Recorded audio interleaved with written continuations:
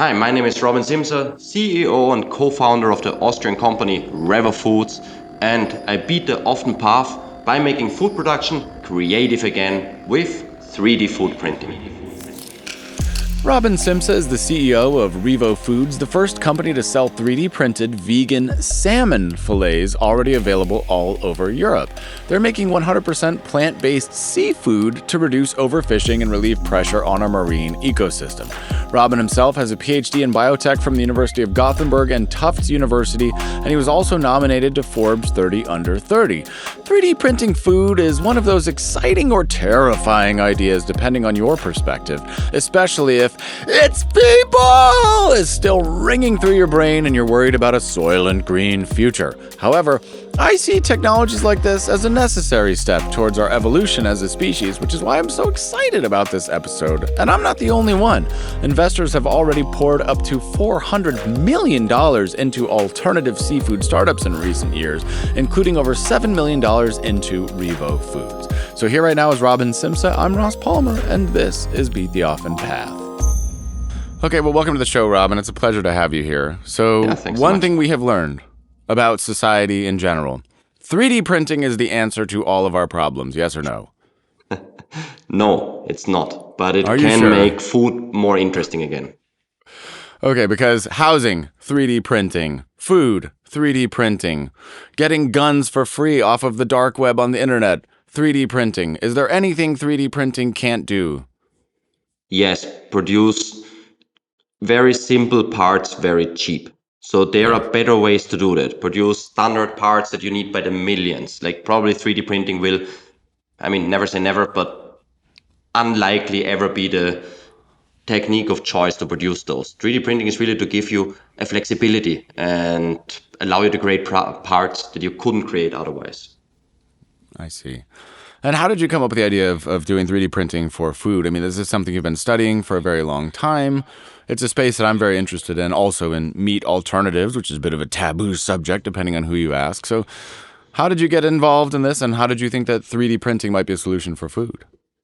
So I got very interested in meat alternatives when I was studying biotechnology.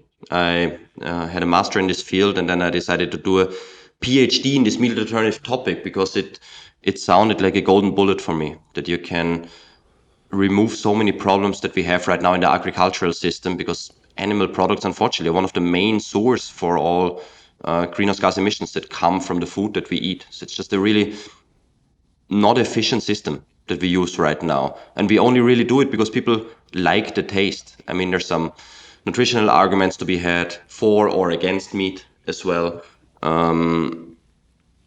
But otherwise, it's really just we eat it for pleasure and not really because we need to be required to. There's hundreds of millions of vegans around the world that prove us every day. So this was why I chose this path, and I did a PhD on this actually, and was working with a colleague of mine who was doing 3D bioprinting, so printing of organs in the laboratory to have, for instance, at one point a heart that you can put into your body. And there we brainstormed one day and we said, hey, there's this interesting new products.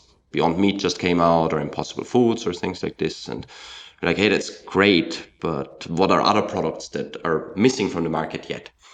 And we both came to the topic of seafood, actually. Like everybody knows about the problems we have with overfishing, etc. And we thought it would be smart to also give consumers a sustainable alternative for this type of product. But we didn't only want to make some very simple product, like a hamburger or a chicken nugget is relatively simple. What we really wanted to do was think, what is the next level of it? And for us, the next level was really a whole cut fillet, a steak, something with a fine distribution of these juicy fat parts and the protein fibers that intertwined it. And my colleague was then saying, well, actually, the 3D printer, this is exactly what we do. We can recreate organs in the lab. Something like a piece of meat should be easy. So it started as a fun idea about 4 years ago, just testing out different things in the laboratory without putting much thought to it. But we quite quickly came to a conclusion that, yeah, actually, there is a lot of value in using this production technology to create these complex meat alternatives. So, fast forward now, we just launched the first 3D printed product in supermarkets last month. So 4 years ago, I wouldn't have thought so, but yes, big success. It is a big success. So you came up with this thing and you thought, okay, I'll mimic fish, and you've got this fillet and it's healthy, and you eat a bite of it and you think that tastes too healthy.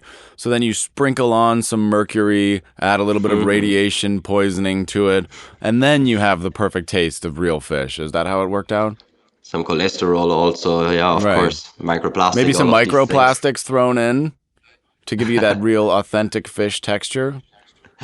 Yeah, I mean, it's a funny thought, and we thought of making some advertisement clips with this, but it's a good point actually, because this is one of the big advantages that we have, because as you mentioned jokingly, like those are the things that unfortunately you cannot call many fish healthy anymore, I believe. Like there's really a lot of toxins, a lot of poisons, unfortunately, through human activity, mainly by polluting in the water. And fish naturally take it up, and it's in the fish meat, and we all eat it, and it's not good for us. We did our own laboratory studies for this, where we tested salmon, for instance, from the ocean, and we found really high levels of mercury, for example. So we believe you cannot really call it that healthy anymore. This is a misconception that people have. While with plant-based products, you can control this much better. You don't have any issues with antibiotics, with heavy metals or things like this. So in many ways, you could argue that those products are even healthier than the original fish by now. But that's a tough sell. I mean, we know on YouTube and on the internet, you're going to get a lot of comments that say like, "Oh, I can't possibly eat something made in a lab. Oh, it's manufactured. It's bad. Humans have been eating fish for thousands of years." And they're all British, by the way. All of the detractors are British. I've just now decided. That's the pushback that you're going to get, and a lot of people, call it conservatism, call it, traditionalists, people who are against these types of ideas, because that's the way we've always done it. But they're not willing to look at the fact that, hey, the ocean's polluted and we've got a lot of stuff, microplastic found in everything.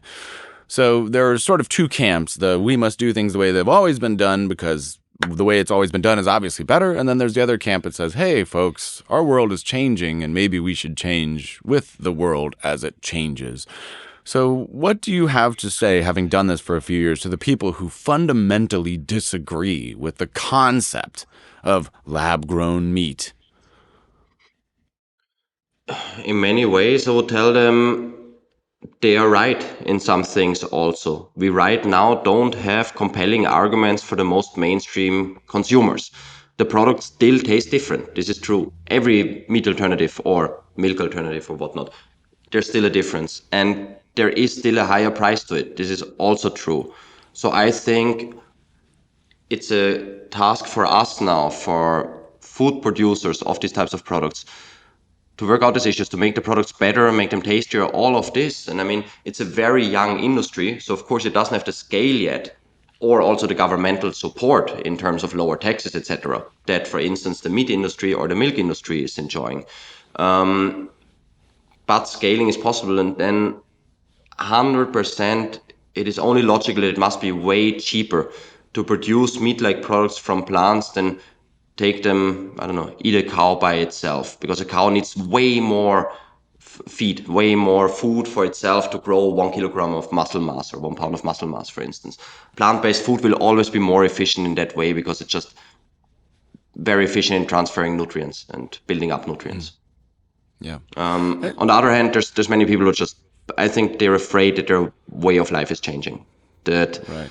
that we will forbid all this meat. Like, I will not be able to buy meat anymore. I will not be able to buy eggs anymore. And this is Right. not happening. We're just creating another alternative. We don't tell anybody what they should eat. We can give Right. recommendations. Hey, this might be smart, or if you want to live more sustainable, but we don't want to forbid anyone their diet. Right, because it's the idea that you're taking away my freedom to eat meat. I mean, that's the way it's phrased. My freedom to eat the fish. You are destroying my freedoms, and I won't allow that to happen. Not on my watch. Certainly Yeah, not. exactly. But of course, there's multiple different ways into a problem like this, because there's the personal health issue, which is what is best for me and my individual health. right? What do I need to eat, or what do I think that I need to eat to be the healthiest I can possibly be and for the maximum gains at the gym kind of thing. But then there's also what is best for the world and what is best for humanity and what is best for our oceans and what is best for the long-term survival of our species. Very few people are really thinking about the combination of all of those things. Usually it's just, I want to gain weight, I want to be stronger like somebody, and therefore what do I need to maximize my own personal health, right? So, but what I'm so fascinated by your story is because, again, it's like you have seen all of these things and you have found a path forward. And I think whether people realize it or not at this point in time, they will in the future, that these types of solutions are important and that we need to be thinking along these lines. Yeah, for sure.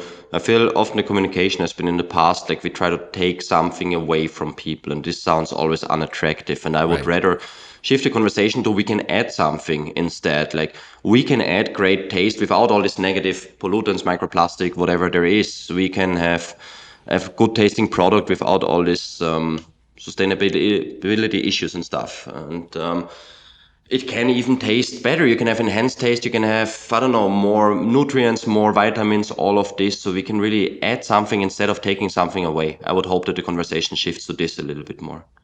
Yeah. And when it comes to the flavor and that important thing, you said we're not quite there yet, or maybe it doesn't taste exactly the same. I don't know if that's the goal. In your eyes, how is the flavor? How do you feel that it stacks up, the salmon fillet versus a traditional salmon fillet, or the lox versus traditional lox? Let's say I have very high standards, but let's say right now I give it a 7 out of 10. I think it's good. It's a good first product. And I would also give the Beyond Meat Burger, for instance, a 7 or 7.5 out of 10, because by itself, these products are pretty good. They're very nice. They're enjoyable, but to be very similar, like taste-wise, to conventional salmon fillet in our case, it still requires more work, and maybe we will ever never reach it. Like it's possible, but I believe that this is how you can convince most consumers, because food is such a cultural thing now. So we're so used to what we eat, and we want to have a certain flavor, a certain taste, something to associate with it. Otherwise, you will always have this feeling of missing out. So we get asked often, does it need to be exactly the same? Why does it need to be the same? Why don't you just eat vegetables and stuff? And I always say, why do we eat meat right now? Because it tastes good, because we like the way it sizzles in the pan, because we like to make barbecues, like, and we want people to still be able to do this, just in a better way, we hope. Yeah. And I think some people just have a general mistrust of anything that's grown in a lab. They believe that somehow something shady or sneaky or bad is going on, and that if I eat this, it's going to mutate and turn into cancer in my body, and it's going to attack my cells from the inside, and it's clearly going to be worse than whatever comes out of an actual fish, right? So how do you feel about the safety? Why do people feel that? And is there any truth in thoughts like that? What you say regarding people's reaction is absolutely true. We had now, in our terms, big marketing campaign for the first 3D printed salmon fillet that we released. And this got quite a lot of attention from different news outlets and on things like Twitter or Facebook, where I checked some of the comments that people were writing underneath them, and there's a lot of hatred, a lot of like, A lot. I would never do this. Like I would rather die than eat something from a 3D printer, Yeah. which is a very irrational fear at the Yeah. end. Like it's not like a 3D printer is something completely different all of a sudden. It's basically a dosing system that you also use for cornflakes or similar. But like you just need single words, and it gets people out of their mind. Like people get crazy for this, and we have this in many different things also. Like I don't know, COVID vaccines, whatever. Like there's Right, many and people that don't. microchips inside and Yeah, they just read all headlines, of but that like not stuff. anymore. Yeah. They're not even interested in substance, and I have no clue how to deal with this. I think we're all a bit prone to that, but I don't know. Why do you think it's like this? I don't know why it's like it, but I do know that it is like it. Anybody who's Mm. put out any kind of content on YouTube or any of the social media networks that's anything along these lines, you're going to get that flood of hatred. I get that. Some clips I talk about, if I talk about tech or gadgets, it's mostly positive. But if I talk about stuff like this, you get that wave of negative stuff. I personally believe in advancing food. I also believe that it's our obligation to figure out better ways to eat. And I was a vegan for a few years, which is a horrible thing to say that you ever stopped. But I still, eat mostly a plant-based diet. So I'm very fascinated with these types of things. I haven't eaten, beef or chicken or any of that for over 14 years. But I've learned that it's a very emotional thing. It's almost like a religion to people. Even my own family consumes as much meat as ever. I've had these arguments with people that you think are really close to you. They just don't listen. They shut off. It's a different part of their brain. And I think it is the same part of the brain that is like religion. And I'm not so dogmatic as to say that, veganism is the right way. I mean, I read a lot of books about global supply chains and about all of the true issues. And of course, animal protein is directly linked towards the rise of human consciousness and the availability of animal protein in terms of brain development for children. It is a powerful force in the history of human development and has enabled us to scale in some ways to 8 billion people from where we were 100, 200, 300 years ago, right? So I see the whole bigger picture. But even within that bigger picture, I think there are reasons that we have to do this because, again, overfishing is an issue. Pollution of the oceans is an issue, not just in the fish industry, but cows are a massive problem for so many reasons. Cultivating cows is bad. So I think, I'm open to these types of things, but I have noticed that many people just simply are not open, full stop. So I wish I had the answer as to how we can make it. I mean, I try to educate with stuff like this, but every time you do it, and especially in the soundbite culture, we're going to post a clip from this, and then everybody's going to say, "Oh, never! I'd rather die. I'd rather die than attempt that." Right? But a part of the reason why I like to have these conversations and why I want to talk to you is because how do you deal with that? When you get that flood of hate, you say, "Hey, I'm making progress here. I'm making something that's awesome." And then you see that campaign spread, and as it spreads, you realize that there's a lot of hatred and negativity. Does that cause you to question what you're doing, or does that make you believe more? Do you ever doubt yourself because of haters like that? No, not really this. It makes me wonder like why people react so emotionally to something that by itself is not that emotional because let's say you bring out a new ice cream and it's ice cream that I don't really like it wouldn't encourage me to go on the internet and write shit about it. Like, so why is it with these types of products like this? It's something fundamental in people's belief system that this conflicts with them in one way or another. And if I may say a comment before what you said before with like brain development, meat and stuff like this, it's an interesting topic, something that we hear often, like we need meat. This is the only reason why we are like this. Like, I think there is something to this argument when we were all living in caves and we're hunting our food and like grilling it over the fire. But now in a world where you can buy pineapple from Thailand and cheese from the Netherlands and I don't know what, like all in one supermarket, I believe like nutrition is not really the problem that we have right now. And overnutrition probably is more of a problem. I completely agree. And yeah, people use the history, but the world is changing. The world has changed so much in the last 100 years. I don't think people understand how much has changed in the last 100 years. China was in mass famine up until recently, and then through chemical additives and ammonia and all of that, suddenly they're able to grow food. The world has changed dramatically very, very recently, and I certainly don't think people fully grasp the logistics of the world as it currently is. And to even look at the world 100 years ago is to ignore massive changes in what is needed in food and our logistic and supply chain. But, you brought up an interesting point. So you was talking about the ice cream, and that reminded me of, do you remember when Coca-Cola released the new Coke? Do you remember when that happened? The outrage? No, not sure. So at some point in their history, there was always Coca-Cola had this formula, and this is a particularly funny thing. And then they changed their formula to make a new and improved Coke, and they called it the new Coke. And the world was outraged. People protesting, demonstrating on the streets, people just screaming and yelling because they were used to the old Coke. And it was considered one of the biggest blunders in corporate history. And then Coca-Cola, under immense pressure, brought back the classic Coke because people needed that flavor. Now, you would ask yourself, how the hell could anybody be so attached to a sugary soft drink to say when somebody adds a little more sugar to the sugary soft drink that you're going to get on the streets and protest? You don't have health care. You don't have job security. You don't protest about any of that. But somebody changed your sugary soft drink and you're out on the streets marching. So people do have this very weird attachment to food. In terms of Coca-Cola, I can also relate to it a bit because they spend billions every year to get these thoughts into our brain and to make us love them with, I don't know, Santa Claus bringing Coca-Cola and stuff. Right. Yeah, but it cannot probably explain this. Did it even taste differently? very I much? mean, yes, I think it did. I think it tasted more like Pepsi because there was this Pepsi challenge where Pepsi went around and they said, here's a blind test. Do you like A or B? And when compared directly, a lot of people preferred Pepsi apparently, which was sweeter. So Coca-Cola felt the pressure to, make some kind of new product. So I think some percentage of people could tell.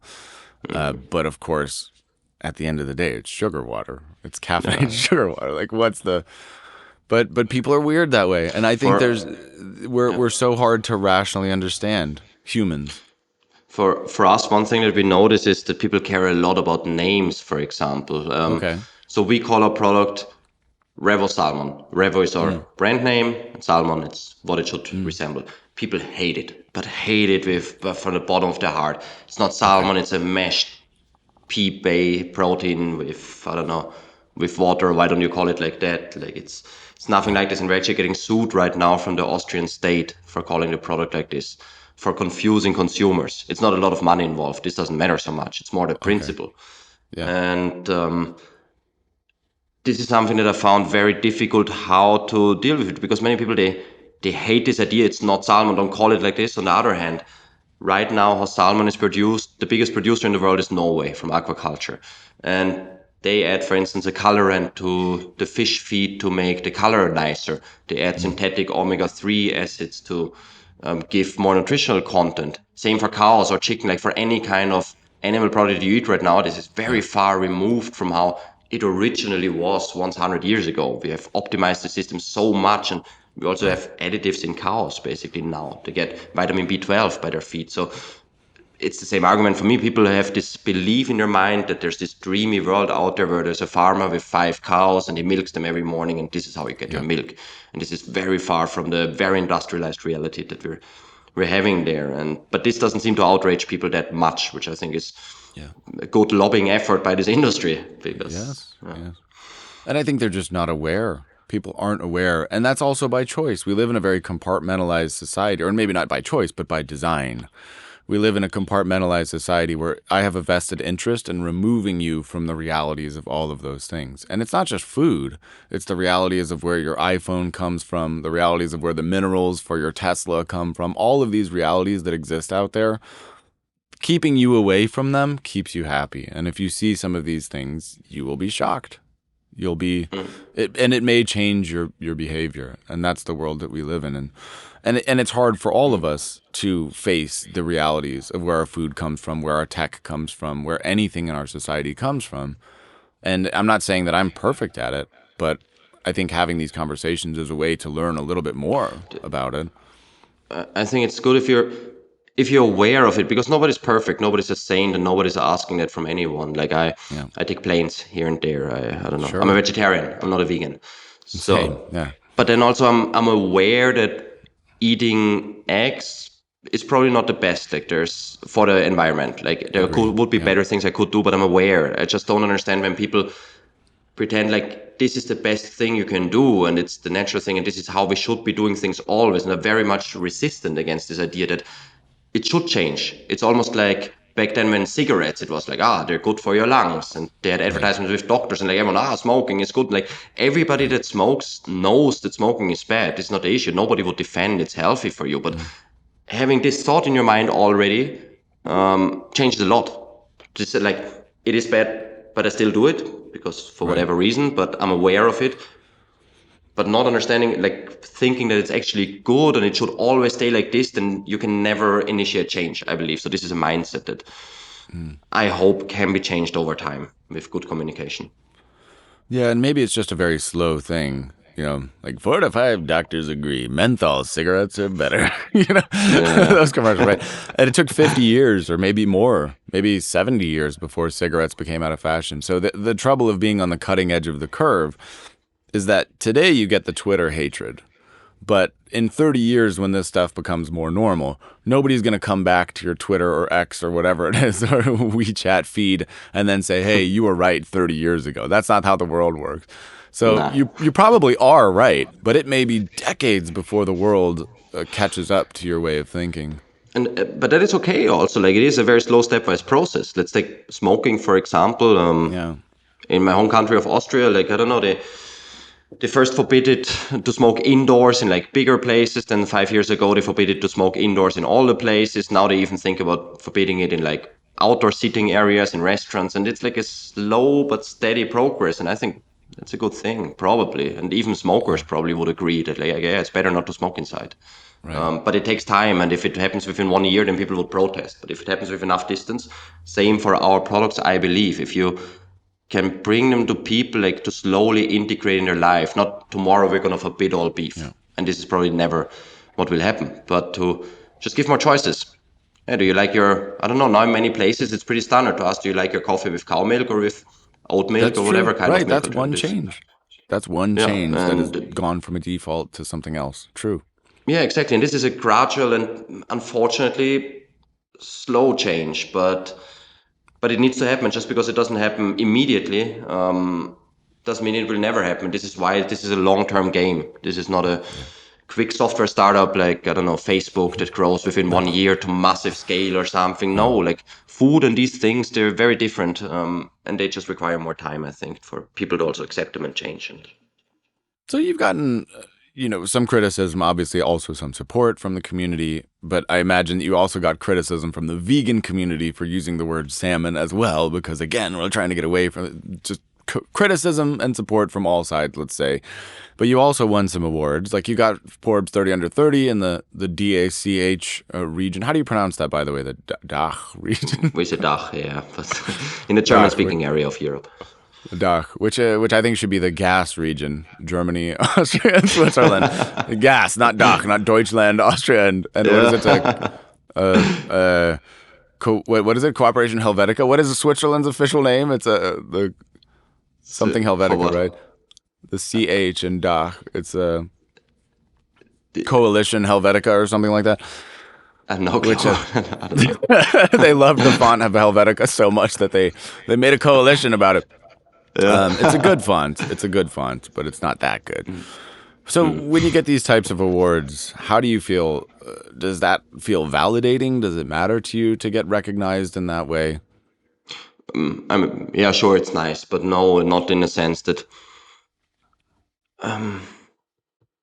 it's important to celebrate achievements, and we often hit milestones, and it's important to celebrate them because it was hard to achieve them. But then overall, the mission and the goal of the company is really ideally to make a change on whatever scale. We don't need to become, I don't know, like a massive big corporation. We can also do it in a small sense. But then I think from a company perspective, an achievement would be to be a successful company that has products that people like, that people buy, that people keep buying, and that at the end delivers a profit and is sustainable in its business practices, like that can survive without outside investors' money. Because, okay, not everybody, but people can raise lots amounts of money, hundreds of millions, without ever bringing out a product and then dying. And this is by itself not that much of an achievement, I think. I think it's very respectable to build a business that can sustain itself with money it gets from customers.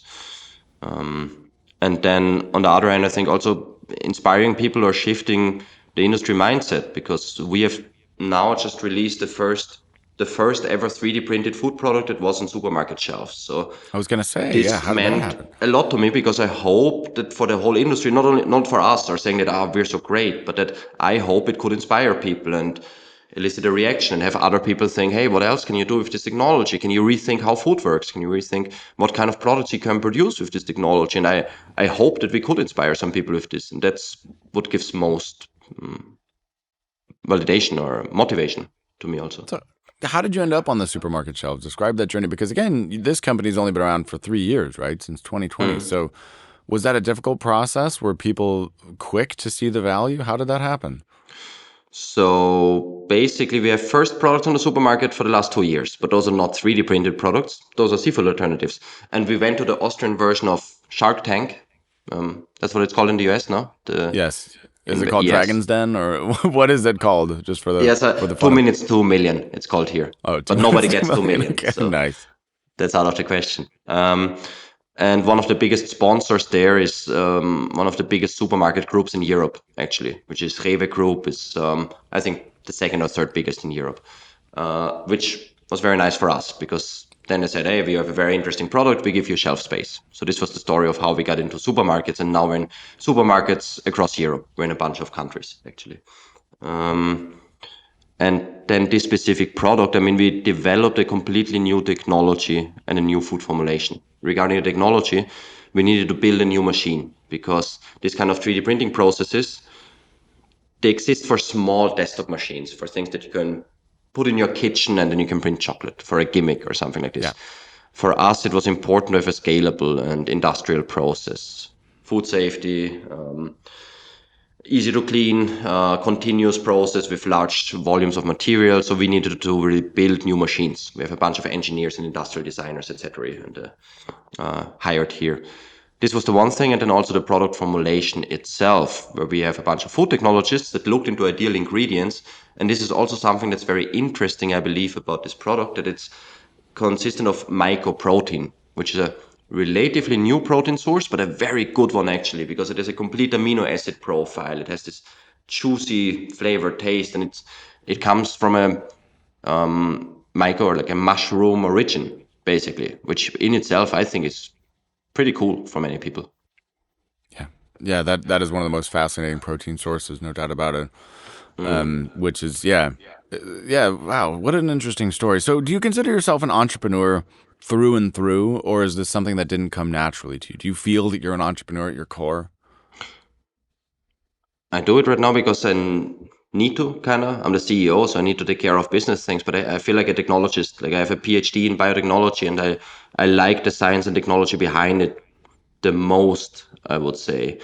Because that's the interesting part, like really creating a completely new machine, a completely new process, testing different steps and seeing how you get better at it. However, like there's also some devastating days where you're like, oh, we'll never make it. Like, oh my God, like soul crushing, it doesn't work again. But this is all part of the process. And then at the end, seeing this small step improvements over time, that first of all make me very proud of the people I work with, because I think it's amazing that they share also these goals and this mission, that they're doing good work. And also it's incredibly rewarding. While business is important as well, but it's, I don't know, sitting in meetings, writing emails, like, I don't know, communication at the end, which is very important, of course, just as important. But yeah, the technology is what really fascinates me, I would say. Yep, I'm with you. And this is your first company? Did you do anything before this? No, nothing before. Wow. Directly from PhD, I started this from the PhD, basically. That's incredible. That's got to be so rare. I know you're not, where you'd like to be yet, but what, 7 million in funding? I mean, you've had a lot of pretty amazing milestones. First one to the store with all these things. So the success in a short time from the outside appears to be quite good. In a short time, it feels like we're doing this for a long time for me right now. Yeah, But right. and in You've general, this field, I been mean, I'm born not and sure if died. you've yeah, if you're following it, but I mean, the general markets are not too easy right now for everyone. Like since the last Right. 1.5 years, it's very difficult. Many startups facing hard times. We are no exception. Yep. Like for instance, Yep. funding is rather dry right now. I've heard that from And everybody.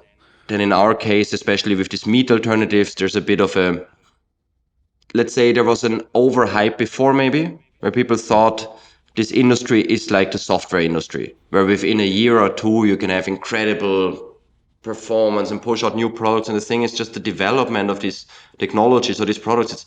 It's very hard. It's at the end a deep tech, biotech, food tech process that is in some ways it takes more time than writing software code or something like this. But I feel many people approached it like all this, what they call tech startups, by which they mean Right. normally software enabled things. Um, and I think now we're entering a term of, at the end of the hype cycle, maybe, where people say like, yeah, it's not as fast as we thought. It's all shit. It doesn't matter. It will all. Consumers don't want it, and I believe it's Mm. somewhere in between. That now we're having a phase where it doesn't grow as fast as people thought, but we see also incredible innovations entering the market, and there were too many products out there that were maybe not that amazing. And I think a bit of a cleaning effect on the market, pushing on top what is really amazing, Mm. and making this stronger, and maybe seeing what just doesn't work and which maybe shouldn't exist in the first place. And so maybe it's a healthy phase we're going through right now, but it's still a hard phase for the whole industry at the moment, quite Mm. honestly. Yep, I completely agree. And you're right about that innovation, because these meat alternatives that have been around, I mean, obviously there's been tremendous growth from the days when tofu was basically the only option and maybe one or two very generic meat replacements. Now you have tons of options across every category, from sausage patties to bacon to burgers to you name it, right? And in fact, I was at a friend's house just recently who's a pure vegan, and he served two different types of chicken, of fake chicken. And one of them was sort of traditional. It was like, okay, what you expect when you think of a meat replacement. But the other one was fucking amazing. It was tasted like chicken. Again, I haven't had chicken in many years, but the texture was just much closer and the taste was much closer. And I thought, holy shit, they've made a lot of improvements along these lines. So it's clear to see that the industry is growing and that the ability to mimic certain types of foods is increasing rapidly if you're paying attention. Now, a lot of people haven't even tried them, so they wouldn't know. But if you are trying and if you're up to date, the improvements are awesome. Yeah. Yeah, there's a bunch of amazing companies and amazing technologies. It just takes a bit more time. May I ask you, do you normally eat meat Yeah, alternatives? Is that I something do. in your diet? Yes, I do. Yeah. Did you always also as a vegan? So I was a vegan for a couple years. So probably about 14 years ago, 12, 14 years ago, I watched the movie Food Inc. and I read the book, The China Study, and I read all of these arguments for veganism. And so I was a hardcore vegan for 2 full years, not a single animal product at all. I found it to be very difficult in a practical sense and in a social sense. Of course, it was very isolating. It was very difficult to be eating meals around groups of people and constantly be fielding the question of why are you different? And also, just in a practical sense, getting the food. Oftentimes, certainly at that time when I would eat at a restaurant, they didn't have a vegan option, for example. And usually what they would give you is something that you can't really live off of, just like some vegetables without the meat. And there's no protein or alternative, right? So it was very practically tough. And I was living in the Netherlands at that time, and they had a few different types of meat replacement, corn and various other, just blocks that they called it Dutch blokjes of stuff. And, so that's been a regular part of my diet ever since then. Sometimes I do eat eggs, I'll admit. Sometimes I do eat fish, not very often, but if I eat anything, it's fish. But I haven't eaten meat. I haven't eaten pork, beef, or chicken for 14 years. Did you eat it, or do you eat these meat alternatives then mainly for the taste, because you like the taste of it, or do you have like a center of the plate solution, like dish? I What do would you I say? do like the taste of many of them, although I also share the belief that a lot of them aren't particularly healthy for you, which is another question. Like here we have Impossible Burgers, which are great. They're amazing. I don't feel that that's particularly healthy. You can tell that there's quite a lot of oil and grease in there, but it is delicious. And if I'm at a restaurant and there's no other option, I'll eat the Beyond Burger or the Impossible Burger, which again is usually the only vegan or meat alternative option that most restaurants have, even to this day here in the United States. So it's both a protein solution. It's also a tasting. I do enjoy the taste of most of them, but in terms of strictly speaking health, I think there are probably healthier ways, like eating more beans and eating more, Yeah. nuts, beans, and legumes as a more complete sort of diet. I think is healthier. I understand the point with the health, and this is something that is claimed a lot from these new products. But then I feel the bar is set quite high by the critics, because it's a completely new product category that maybe exists for, I mean, it exists for quite a while, but let's say in a more innovative sense, the last 10, 20 years, maybe, which is not a long time for these kind of Right. developments. And all of a sudden, these products should do everything at once. They should be super tasty, incredibly healthy, like super cheap, Yes. and Right. very, very hard for any new product, for any new Yeah. technology at the beginning. It will be more expensive. Yeah. It will not be that amazing as it will get later, but it still makes sense to build it and to keep building Yeah. it. And my personal philosophy on this is taste, taste, taste in the beginning, because what you Mm. say with health, Hmm. there are many things you can twist and many things how you can make these products better, but then also don't eat them 3 times a day. Like it's good, it's nice, it's not really, it's not bad for you. Like it is not. It could be healthier probably, but I don't think it's unhealthy for you in any way. But also it shouldn't be the only thing in your diet. It should be balanced and veggies and Yeah. everything. But it should taste good if you have it on a meal and then you eat it with Yeah. potatoes and veggies, and this is where you get many vitamins and nutrients from, which is a controversial thing to say maybe, but I believe in the first phase where we are at right now, this is where the priorities are at. I think you're absolutely right. And if there's one message that I would like to get across to anybody, it's that I think this type of black and white thinking is not helpful for the future, right? In terms of from both sides. I don't think that somebody is worthless if they're not 100% vegan. And I don't think that somebody who's mostly vegan but eats meat once in a while is a failure or somehow morally incorrect. I think we need to get rid of this black and white thinking and understand that what we're really talking about is a reduction of resources, a reduction of harm. And I think that any step that any individual takes to reduce the amount of harm they're doing is a positive thing. Any step that any industry takes to reduce the amount of harm they're doing is a positive thing. I don't think it's 0 or 100. And I also think that, like you said, people believe that vegans need to just not, they need to suffer 100% of the time. But vegans like junk food too. Everybody likes junk food. People like French fries. They like going to McDonald's. They like eating cinnamon buns. They like drinking soft drinks, their beloved classic Coke. So, of course, yeah, the Impossible Burger, is it the healthiest thing? No. Does it taste good? Yeah, absolutely. I think you're right that taste is most important at this stage, and let people figure it out around it. At this stage, like how you have highest impact for sure with price. Like just recently, there was a message from a big German supermarket where they say the meat alternatives there, they will all make them have price parity with the cheaper products in this category, which can That's have a big awesome. effect because for many people, price is just a defining factor. So if you have something which is only even 10% cheaper, let's say, conventional meat, plant-based meat. And if it's 10% cheaper, like many people, even if they don't share the ideology, they will think like, hey, that's smarter for me economically. It tastes Right. good. Why wouldn't I get it? This is how you reach really impact, I believe, in the long run.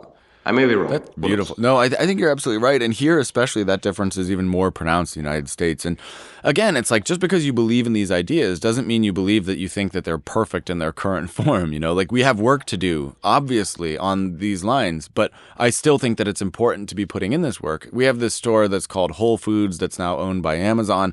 And that's the fancy store. And they were one of the first stores that had more of these meat alternatives. And obviously, they have a whole section of meat alternatives where in the freezer aisle, but everything's individually plastic packaged. You spend $10 for a couple little sausage patties. So the value is just really not there. And then you compare that to a local, less fancy grocery store where somebody can get a giant thing of chicken for a couple dollars. That's like chicken for the whole week for the whole family for $2, $3. And of course, you say this is just outrageous because not a lot of people have the kind of disposable income to be spending $6 to $10 on 2 fake sausage patties, which is only going to get them through half of one meal. So you're not really comparing apples to apples. And I think for the average family who's struggling to get by, and again, talking about the rise of animal protein and the rise of human history, of course, it makes sense for that person to do what they have to do to survive. However, we still have to develop it, and I would love to see that price parity. In fact, I think that's a brilliant concept. I would love to see that everywhere. Yeah, that would be fantastic. Yeah, Fingers it's one crossed. of the most yes, it's one of the most common questions or comments we receive, even from people that like us normally. They're fans, but they say, "Hey, why is it more expensive? Like, shouldn't it be cheaper actually than the real thing?" And Hmm. the answer is at scale, yes, but also we are competing with products from an industry that has industrialized their process for decades, maybe a century. Like it's just such a massive scale of how we produce animal products, and most of them are Yep. incredibly centralized. For instance, in the US, Tyson Food, I believe, controls basically all of the chicken market. Yeah. Just There's a few such giants that a control everything. yes, and of course, if you have billions and billions of chicken on different farms that you, I don't know, buy feed from one supplier and have all the systems shared within this, everything built from massive scale, and everything can get to a very cheap level. This together with government subsidies in terms Yep. of cheaper taxes. At least in Europe, it's like this, and in the US, I would assume as well. It is. And this is the reason right now, because many of these companies, we are tiny, we're insignificant in comparison to these massive companies that are right now in the meat and seafood industry. Even something like Beyond Meat, which is one of the biggest player there, in all respect, they're insignificant in comparison to the likes of Tyson or Nestle or Unilever or whoever, like the big food companies. Yeah. So we just need to grow as an industry and also reach this kind of scalable processes that allow these things to become really, really cheap. And for this, right now people pay a premium, but I think it's a premium worth paying, because only with this we can fund more development, we can fund Yeah. more scale, and we can make these products better and cheaper.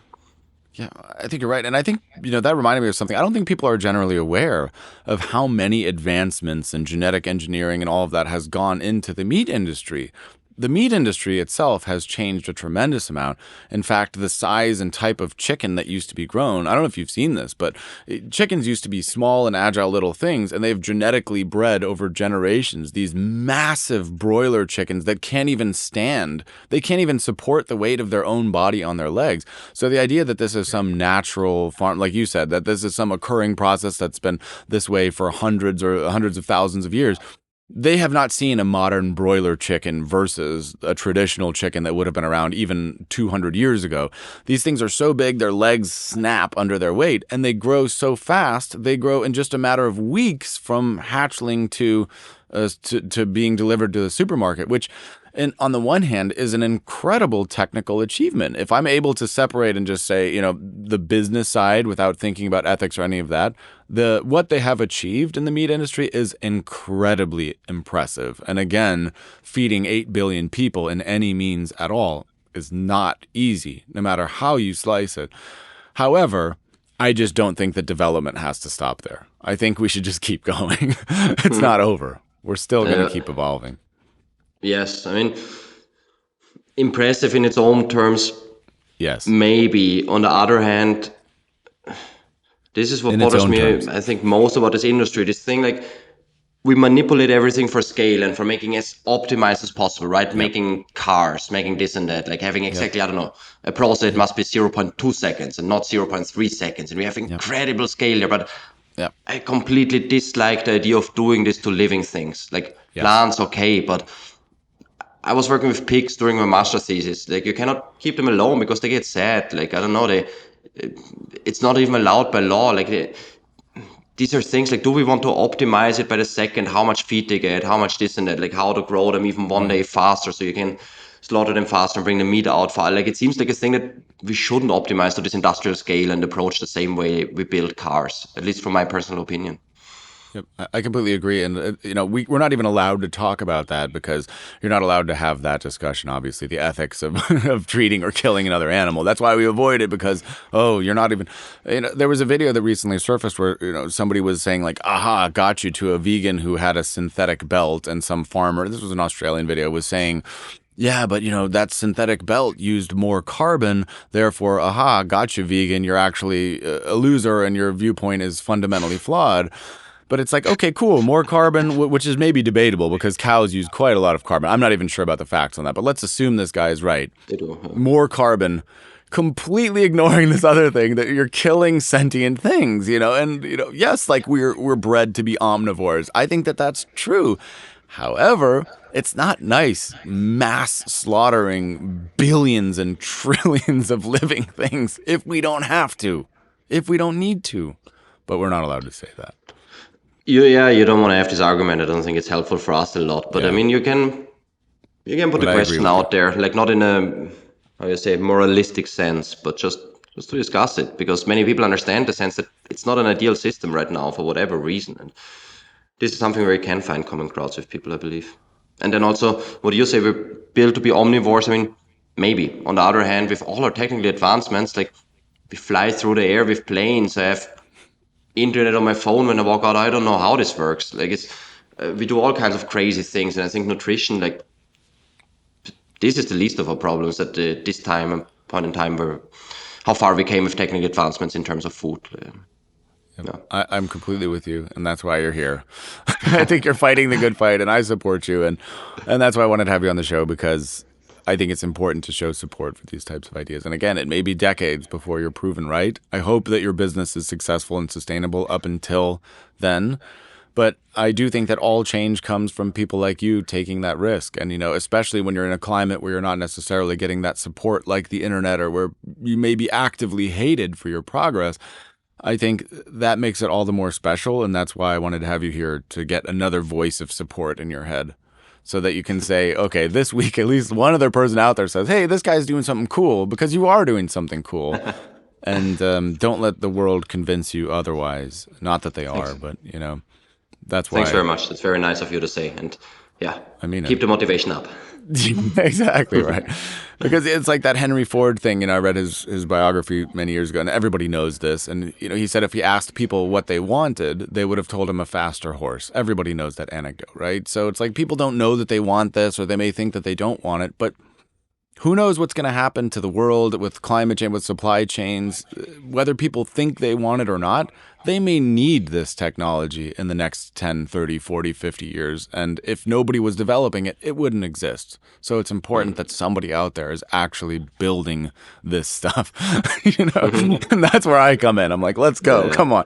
All right. True. So as we wrap it up here, do you have any parting words of advice, either for entrepreneurs or people willing to take a leap? What's your takeaway? What is the one thing that you want people to know? Everybody should buy a 3D printer and learn how to use it, because you learn so much from it, and it is the future. Otherwise, be open to plant-based meats. Like, they're pretty good. They're getting better all the time, and just try them. Okay. And where can people try it? Like you said, many European countries, only Europe. I think you've got Portugal, Spain, UK. Where else? Obviously, Austria. All around. We're in supermarkets across Europe. You can find more information on our homepage and our social media channels. We also have launched a web shop last month where people can buy exclusively the first 3D printed food product ever in supermarkets, and also in this web shop, which is a vegan salmon fillet, which we ship to, I think, almost every European country. So yeah, it's sold out all the time when we release a new batch within 24 hours. Every Monday we release a new batch. So yeah, go get some. Amazing. And we hope to increase the volumes. Great.